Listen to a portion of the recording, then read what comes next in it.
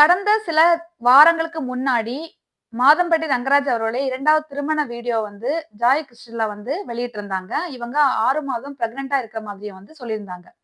இப்போ அவங்க மாதம்பட்டி ரங்கராஜ் மீது வழக்கு குடுத்திருக்காங்க. அதாவது கேஸ் பதிவு பண்ணியிருக்காங்க. எதற்காகன்னு பார்த்தீங்கன்னா, கடந்த 1 1/2 மாத காலமா வந்து எந்த ஒரு கம்யூனிகேஷனும் எங்களுக்குள்ள இல்ல அப்படிங்கிற மாதிரி, என்னுடைய வயித்துல வளரக்கூடிய குழந்தைக்கு அவர் தான் அப்பா அப்படிங்கிற மாதிரி, எனக்கு கணவர் மாதம்பட்டி ரங்கராஜ் அப்படின்னு சொல்லியும் அ கம்ப்ளைண்ட் குடுத்திருக்காங்க இவங்க.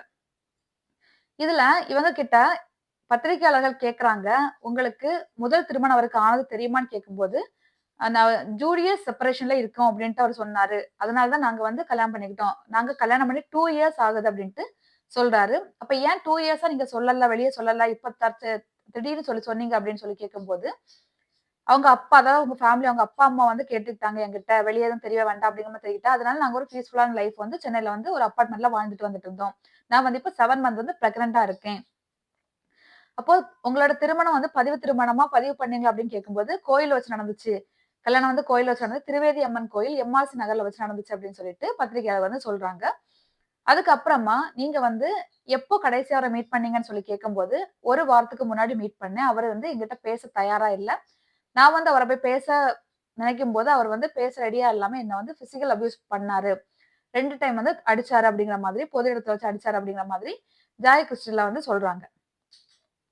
இத பத்தி மக்கள் என்ன சொல்றாங்கன்னா, நீ ஏற்கனவே அவங்களுக்கு அவரோட ஏற்கனவே மாதம்பட்டி ரங்கராஜ் வந்து அவருடைய சொந்த மாமாவுடைய பொண்ண வந்து ஸ்ருதி அப்படிங்கிறவங்கள திருமணம் பண்ணியிருக்காங்க. ஸ்ருதி அப்படிங்கிறவங்க வந்து வழக்கறிஞர்.